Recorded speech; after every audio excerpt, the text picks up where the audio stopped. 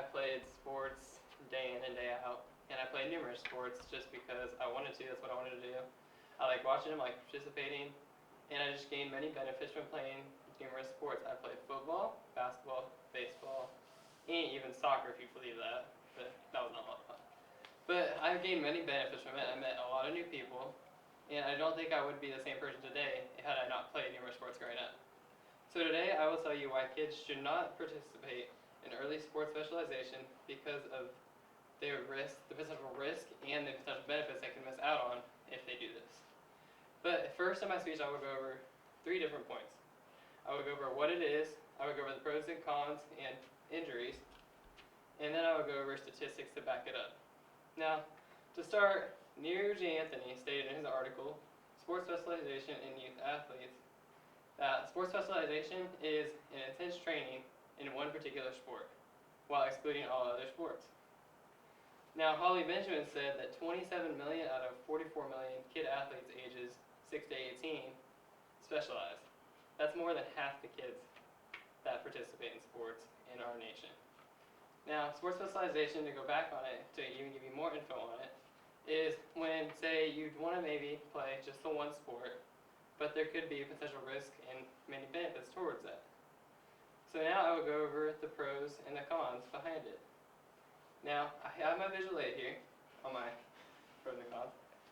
And I will go over the pros first because there are less pros to doing it than there would be on the downsides. Now the pros would be, you could say you could get early recognition because you started earlier. You could also say, hey, I want to just do that, I could spend more of my time on that. And you could also get your early skills developed within it. And then I got all of my downsides from, changingthegameproject.com with the author John O'Sullivan. That is where I got all my stuff in my visual aid. And now for the downsides on it.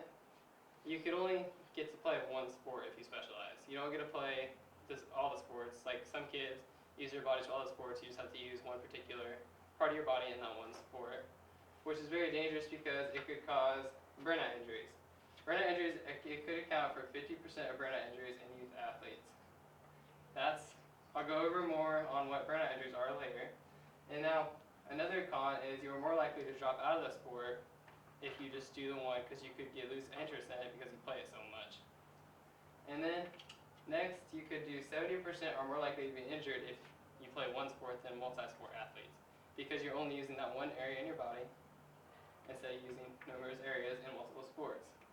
You could also get less play time than you would if you play numerous sports. Now, you would think maybe if you're better, you'd get more play time in that one sport. Well, if you play multiple sports, you get multiple chances to play during the sports. And now I missed this one on purpose because I wanted to come back to it. It is a big part of playing numerous sports as a kid. Because if you disrupt your social skills, you don't get the chance to meet new friends like I did when I was growing up. You don't get the chance to work with different people. And you also miss out on the chance to just enjoy your time with new people and win as a team. Now, to my next point, I will go over the injuries and burnouts. Now, Brad Ferguson wrote about a kid who experienced a burnout injury. But first I'll tell you what a burnout injury is. A burnout injury is basically when you overuse one part of your muscle system over and over without the allotted time of rest. Now, Brad Ferguson, in his article, A Case of Early Sports Specialization in Adolescent Athletes, he wrote about a 16-year-old elite baseball player who was playing on 2 travel ball teams, and he played year-round. Now, he was an extraordinary pitcher. He started when he was 8. He was very good at what he did. All he did was pitch. He didn't do really anything else. But he had played so much that he started to play through injuries, but not realizing it. He felt pain, but he did not want to say anything because he wanted to play the sport. So he finally went in. He went to see the sports chiropractor and the sports expert on medicine. And they did multiple tests on him, and they said that he came up to have 4 injuries, including a right shoulder labrum tear. That was a big injury for him, especially because he was a pitcher. Now, a pitcher, you use this motion a lot, and he ended up, the labrum was back here, and that's what he tore. And he had to go through 9 months of rest and then 3 months of rehab. But the big thing about that injury was he could not pitch when he returned. He had to hit, and he could only throw for a short distance. Now, that was very upsetting to him because as a pitcher, that's what he was used to. He didn't really use any of his time other than baseball because that's what he specialized in. He thought he wouldn't need anything else. But he had to learn to do it, and he eventually dropped out of the sport completely, which was very sad, but he didn't know much better, so he had to go learn other things after he dropped out. Now going back to the sports chiropractor, he had said even that if he had not specialized and just used his arm motion, if he had done numerous sports with numerous parts of his body, he probably not got the wear and tear on his labrum that he did, and then he would not have probably torn it, and he would probably be playing in the Major League Baseball today.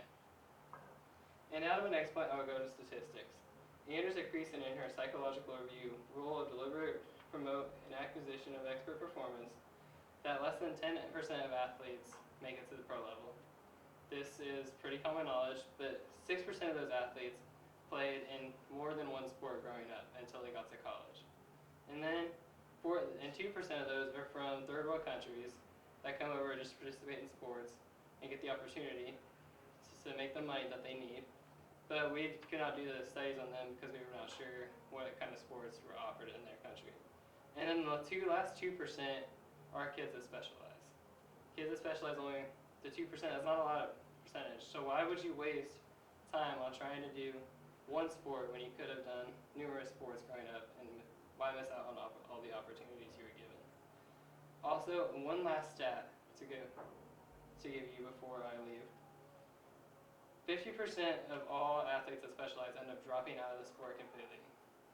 10% of them end up going bankrupt later in their life because they were so focused on that one sport. And they did not learn other things because they didn't think they would need it. And now to conclude things, I went over what early sports specialization is. I went over the pros and cons of it. I went over injuries, burnouts in the case of an athlete who went through this and drops out. And then I went over statistics. Now hopefully you learned something from my speech today and that you can help kids do numerous sports when they're younger instead of